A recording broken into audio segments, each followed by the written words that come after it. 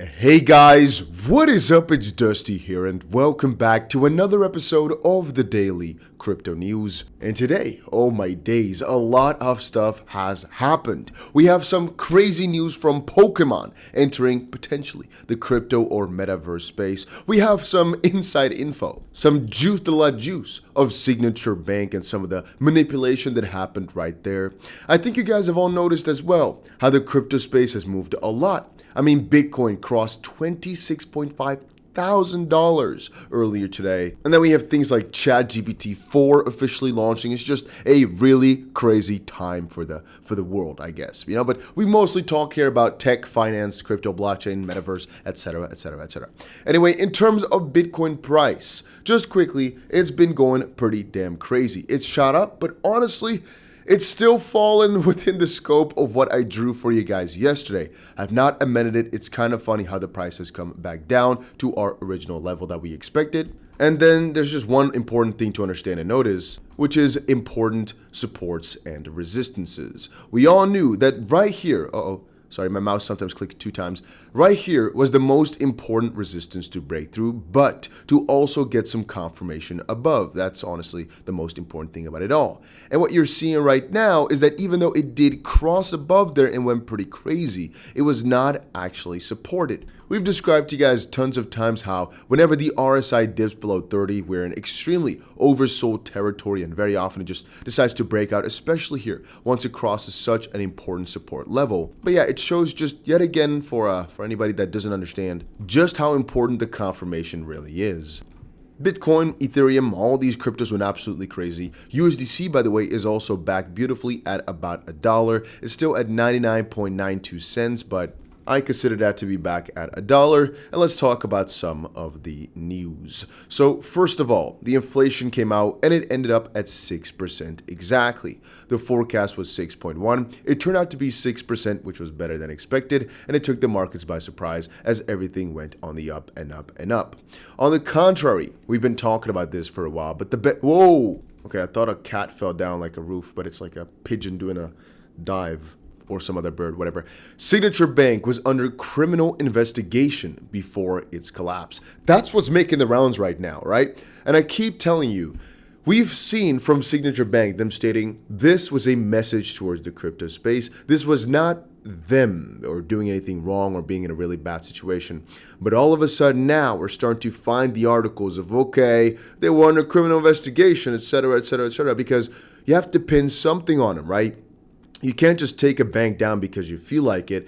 And there's a couple individuals in this world who I won't name right now, but that I kind of feel have had the similar situation of you don't really have anything against them, but you got to grab them, so you name something, right? It's the plain old. It's as simple as night and day.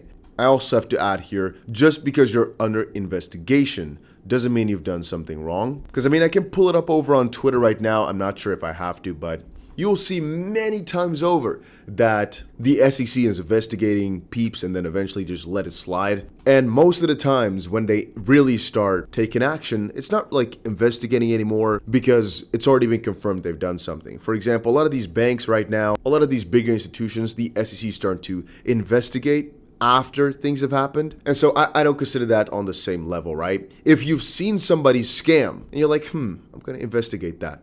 It's not the same as just alleging that somebody's done something. You've seen it happen. It's collapsed. It's gone crazy. Thousands of people or hundreds of thousands of people have lost money. You know it's the thing. And you're like, you know what? Right now is my time to shine and look into this. It's a different sort of investigation, trying to find exactly what happened in comparison to whether or not something happened. It's kind of different, but in my speech it sounds similar, but it's different. Anyway, what I'm showing right here is actually Mr. Jim Cramer. And I just want you guys to understand how often this guy is wrong. So watch your guru. Let's quickly see if I actually can pull it up right here. Even yesterday posted that Jim Cramer said yesterday to actually go against Bitcoin. Let's quickly see if we can find this.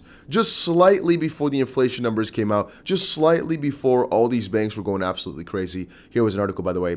Bank giant JP Morgan Chase and Citigroup are trying to handle largest movement of deposits in over a decade because, things are going crazy. Citadel CEO says capitalism is breaking down before our eyes after the Federal Reserve rescued Silicon Valley Bank. Some others were saying, no, it's not officially a rescue, but hey, Jim Cramer urges investors to sell their Bitcoin. This was 2:20 a.m. on March the 14th, Dubai time. So that basically means, right? If we can quickly check this back right here, let's quickly see if this is accurate on the time. Yes, this is my time right now. So we have to go to the 14th. The 14th at 2 a.m. So right around here. This man told everybody to sell their Bitcoin at $24,300. All right, that was roughly, let's call it 12, now let's call it 15 hours before Bitcoin had a price that was over $2,000 or 10%, something like that, higher than the moment he basically came out with that information. Again, don't be too punctual on this because it could be that that Watch Your Guru posted it a little bit late. But it's really funny how he's also kept on saying like, hey, get rid of the or harbor the banks. Like JP Morgan is a fortress, or with the other stock that I posted somewhere on my Twitter. Let's quickly see if I can find it because it's just too ironical. He's been saying, let's quickly find it somewhere. Here, FRC is the new focus, very good bank, and then boom, the price goes down 80%. It's just ironical, but let us continue on. When we're talking about investigations, right, I talked about it earlier in the video. A good thing that comes to mind, or a good example that comes to mind, is the SEC's investigation into Ripple. Former SEC Advisory Committee member says agency underestimated Ripple. The case, SEC one, against Ripple over whether XRP is an unregistered security awaits a summary judgment ruling, which Deaton has asserted would come soon. Now, J.W. Verrett, an associate law professor at George Mason University and a former member of the US SEC Investor Advisory Committee, has let slip that the agency apparently underestimated Ripple. Verrett shared this view in a Crypto Law TV stream yesterday that has made the rounds on Twitter. It came in response to inquiries from Crypto Law founder John Deaton on why the SEC chose to go after Ripple, which is well funded. Verrett said the agency underestimated the fight. In Brad Garlinghouse, Ripple's CEO, the former SEC advisor said the regulator probably expected a settlement, a distant projection from how things have turned out. Quote, I don't think they saw that coming. And I think they probably expected there would be a settlement, the law professor said. I think they underestimated the fight inside of Brad. Meanwhile, in the video over whether the SEC case against Ripple could make it into the U.S. Supreme Court, the professor noted that the journey there could exceed Deaton's prediction for crypto legislation. According to Verrett, assuming an appealable ruling on summary judgment, the journey from the appeal court to the Supreme Court could take 4 to 5 years. Verrett notes, however, that he expects crypto firms to make breakthroughs in the appellate and Supreme Courts, noting that the SEC has managed to stretch Howey's tests in crypto enforcement actions in the past few years, and he points out that the nuance of the doctrine is more important in these courts. He also says amicus briefs are essential at these levels as they give the judge different ways to overturn the SEC's arguments. Anyway, we've seen it with other companies like Kraken, I believe, right, where they are just too big. They're like, you know what? It's a $30 million fine. Let's settle. Let's just quickly give them the money and go on with this, which we assume has been the SEC's main focus in all this, to go after guys that are pretty liquid, that don't have the fight in them because they don't care. However, Ripple wasn't about that life, which is making me more and more confident that they'll win eventually. Because otherwise, again, the best way to go about this is if you're in the wrong and you know it, just settle and be done with it, be over with it, pay them their money and go on. Because it's not like Ripple doesn't have the money. And it's not as if there won't be any fine at the end, but they just want XRP to be cleared because they believe is the right thing. And honestly, that's one of the main reasons I support it so much, because I honestly think they're going to win it. However, to not stay too long on one topic, apparently for you Brits out there, the people from the UK, Binance has suspended all pound deposits and withdrawals.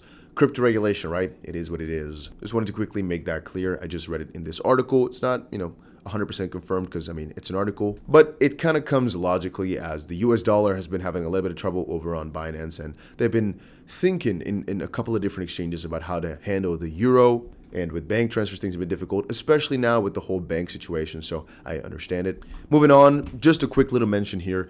ChatGPT 4, right? The new data aggregator of sorts, a new AI, or at least the upgraded version, number 4, went from 170 billion to 100 trillion, I believe, data points. New ChatGPT 4 instantly identified Ethereum smart contract flaws, which is crazy. And I'm thinking two things. This went live yesterday. I'm thinking two things. One, this is probably going to be kind of scary because many people are going to get hacked this way, I think.